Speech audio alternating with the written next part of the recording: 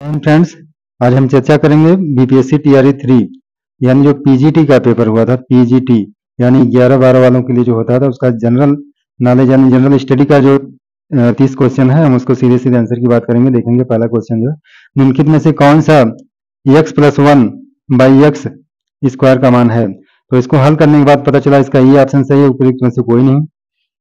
अगला क्वेश्चन है 32, एक लेख सीपी से 10% अधिक पर है, यदि 10% की छूट की अनुमति है तो निम्नलिखित में से कौन सा सही है। तो 1% हानि, ये विकल्प इसका सही होगा।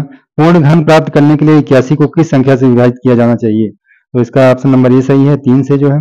दो पूर्ण संख्याओं के बीच का अंतर 66 है, दोनों संख्याओं का अनुपात 2:5 है, दोनों संख्याएं हैं। तो इसका विकल्प नंबर सी सही है, 110 और 44। अगला क्वेश्चन है 35, एक समांतर चतुर्भुज एबीसीडी में कोण ए और कोण बी का अनुपात 1:2 है, कोण एक ज्ञात कीजिए। इसका 60 अंश उत्तर होगा। अगला क्वेश्चन है, एक बेलन की ऊंचाई जिसकी त्रिज्या 7 सेंटीमीटर है और कुल सतह क्षेत्रफल 968 सेंटीमीटर स्क्वायर है। तो इसका सही आंसर होगा ए वाला, 15 सेंटीमीटर।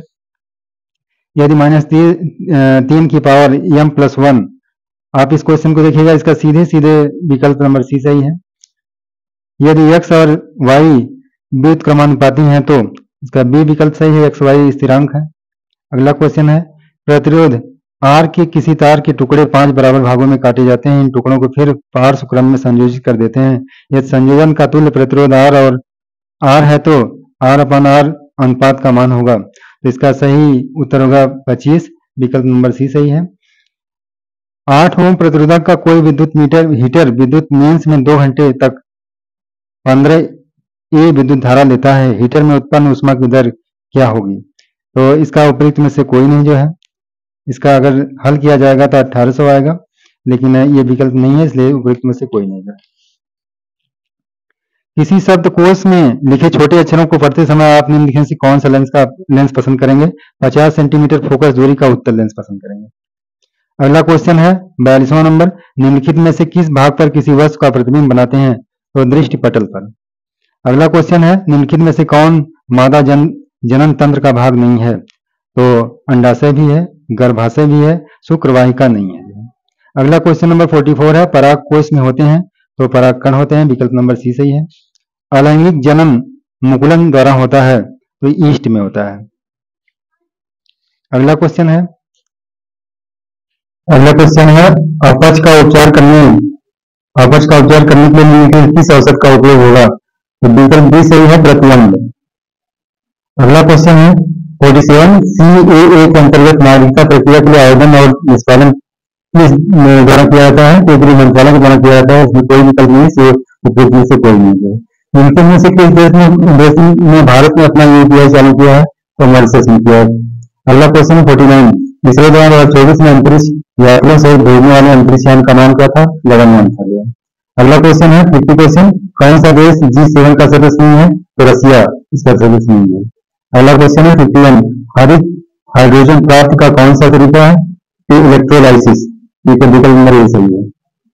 अगला क्वेश्चन है 52, कौन सी तकनीकी मृत को पुनर्जीवित दिखा सकती है। तो AI तकनीक, विकल्प नंबर बी सही है। अगला क्वेश्चन है 2024 के जीवित सूचकांक आकलन में कौन सा देश भारत से बेहतर है। तो बांग्लादेश, इसका विकल्प नंबर सी सही है। अगला क्वेश्चन है, किसानों के हित में गांधी जी ने 1917 में चंपारण सत्याग्रह किसके सहयोग से किया था। तो राजेंद्र प्रसाद के सहयोग से किया था। अगला क्वेश्चन है, चंद्रमा सदृश ग्रह कौन सा है। तो पृथ्वी है। अगला क्वेश्चन है, जीवाश्म के आधार पर मानव उत्पत्ति केंद्र कौन सा है। तो अफ्रीका की रिफ्ट घाटी, विकल्प नंबर ए सही है। भारत में शुष्क बिंदु बस्ती मिलती है तो इसका विकल्प बी सही है, बीकानेर में। अगला क्वेश्चन 58, बिहार के किस जिले में धान का उत्पादन सर्वाधिक होता है। ये सभी लोग जानते हैं, रोहतास, विकल्प बी सही है। तेहरान किस पर्वत पर स्थित है। ये अल्बोर्ज पर स्थित है, विकल्प नंबर ए सही है। भारत के पूर्वी घाट की सबसे ऊंची चोटी कौन सी है। तो अधिकतम लोगों ने महेंद्रगिरी को लगाया, लेकिन इसमें उपयुक्त में से कोई नहीं है। अगला विकल्प है, इनमें से कौन सा एक कथन वनस्पतियों और जीवों की कमी का वैध कारण नहीं है। तो बृहद पैमाने पर योजनाओं का विकास। अगला क्वेश्चन है 62, बिहार के किस जिले में रेशमी वस्त्र का उत्पादन सर्वाधिक होता है। तो ये भागलपुर सही है।